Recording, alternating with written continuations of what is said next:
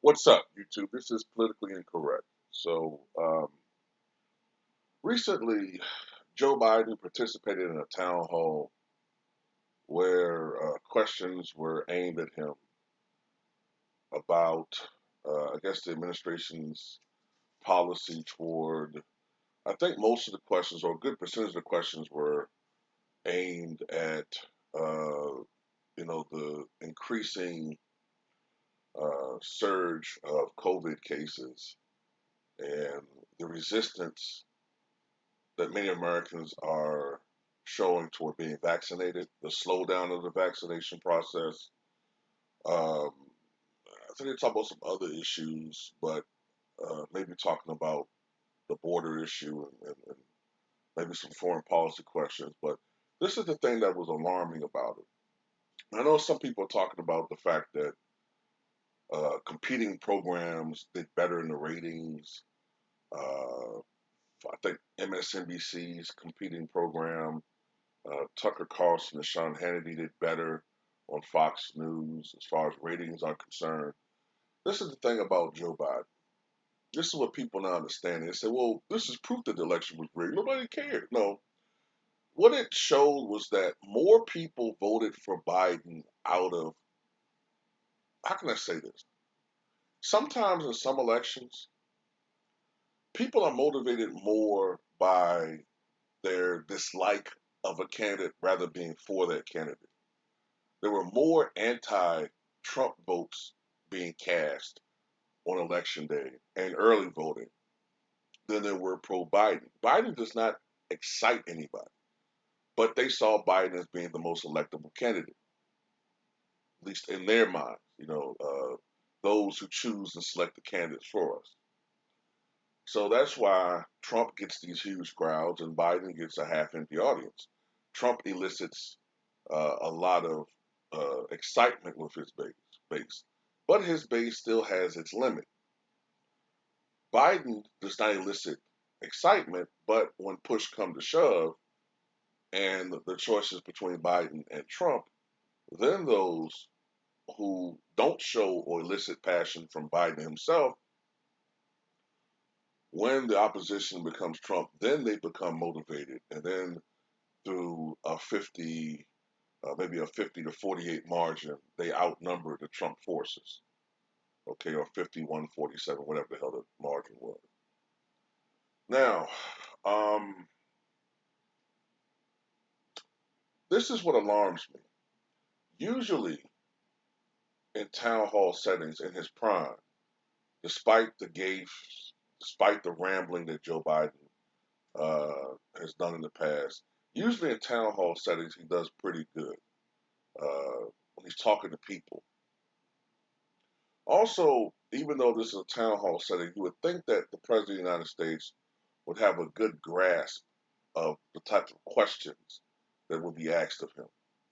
The fact that Joe Biden did this poorly in a town hall setting only tends to add credence to the growing concern that the job of the presidency may be too much for him at this stage of his career or in his life, period. He looked every bit of his 78 years old. He was rambling at times, slightly incoherent, losing his train of thought. He even began to talk about alien conspiracy theories and stuff. I mean, it was just really shocking things to be coming from the President of the United States. And look, I have to call out the mainstream media in this situation because uh, I remember when Trump was running, the former president, right? When he was running the second time, especially during a lot of those rallies, he would sometimes himself go into rambling and, talking about weird conspiracy theories himself. And, whenever there was opportunity to embarrass him, whether he was going on Air Force One with tissue on his shoe, or whether the wind blew a certain way to show what nature has done to his hair, which he tries to conceal.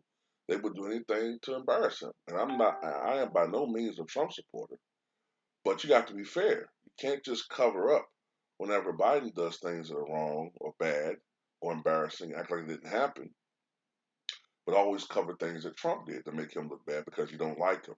because everybody knows that the media, for the most part, is about 90% Democratic. I remember a poll that came out in the 70s that showed that 92% of the media voted for George McGovern over Richard Nixon. Think about that now. 1972, there was a poll that showed that 92% of those polled that were in the media voted for McGovern over Nixon, despite the fact that in reality, Nixon won a 49 state, uh, 61% popular vote landslide. 1984, the numbers were similar. 90% of the media were liberal, even though Reagan swept 49 states in his 59% landslide.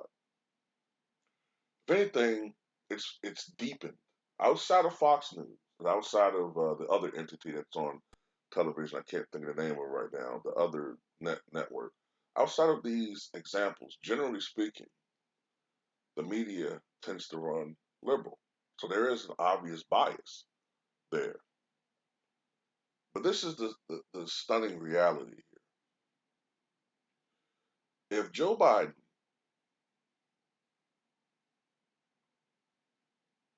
is in the early stages of dementia, I don't know if that's the case. It could just be he's 78, he was off his game. That happens to you sometimes when you're older. You have bad performances. You lose your train of thought. I think another thing that hurts Joe Biden is that as he's aged, his ability to mask his stutter is diminishing. So when you're stuttering, the thought is there, but you can't quite get it out vocally or verbally, right? But if there is something really wrong with him, then this evokes some issues. This it can be very concerning because there is a White House, a former White House doctor. Okay, he's now a freshman Republican congressman, I think in Texas. He treated Obama and Trump, and he tweeted. Now look, this could be taken different ways. He's a Republican. He could be partisan and is biased and not being totally honest. But you do have to give pause because he's a former White House physician. He said that he thinks that Joe Biden is not mentally fit for the office of President of the United States. And I guess he thinks that he sees signs of oncoming dementia with him. If that's the case, then ultimately this is going to worsen. We've had instances where we think a president has had dementia while he was in office. Ronald Reagan is one. Another one would be Trump. But there was no clear cut signs of it. Joe Biden, to me, from listening to him, sounds like Ronald Reagan around 1992, 1989 when he left office. Remember, Reagan was officially diagnosed with Alzheimer's in November of 1994.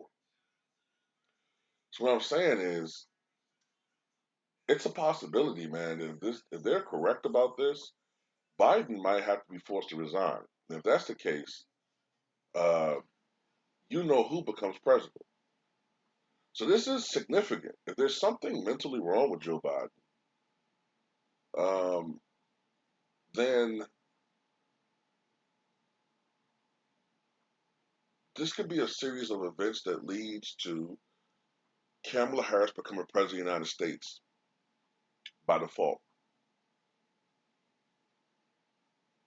And it'd be the most interesting rise and the most unpredictable rise to the presidency since Gerald Ford. Gerald Ford was a congressman in Michigan in 1973 who only aspired to be Speaker of the House. But unfortunately, his party was always in the minority. He never aspired to become president. But it was a series of events that he had no control over, which led to him becoming president. Gerald Ford uh, replaced Spiro Agnew, who had to resign for corruption charges and corruption reasons not related to Watergate in October of 1973. So that left the office of vice president vacant. with the passage of the 25th Amendment, Richard Nixon could not go through the rest of his term without a vice president, which had been the case before the vice president had died. So he had to nominate someone. He had to pick someone who he thought would be acceptable on both sides of the aisle, the Democrats and Republicans. His personal first choice was John Connally, the man who was governor when uh, John F. Kennedy was assassinated, was sitting in the same vehicle, was also injured in that tragedy. But he knew that Connally wouldn't get the same across the aisle support. So he chose the logical Ford. So Ford was selected and was confirmed and then sworn in as vice president. And then you had the ongoing Watergate crisis, which ultimately led, I believe, 9 months later to Ford becoming president, having never been elected either vice president or president. So Kamala Harris, who was a flameout in the Democratic process for the primaries in 2020, had her career resurrected by being Joe Biden's nominee for vice president in 2020, the first female vice president. And if something it is wrong with Joe Biden, she would become president of the United States, either through Joe Biden resigning or him being removed via the 25th Amendment. So this is a possibility that I'm just presenting in this video. I'm not saying it's going to happen. Maybe there isn't anything seriously wrong with Joe Biden, but he does seem to be diminished, at least, on the intellectual capacity, in his intellectual capacity. You know, remember this guy pretty much ran because he was sort of forced because they didn't really have any other candidate they thought that could win an election against Donald Trump. So this is just something for you to chew over and think of and mull over. Tell me what you guys think.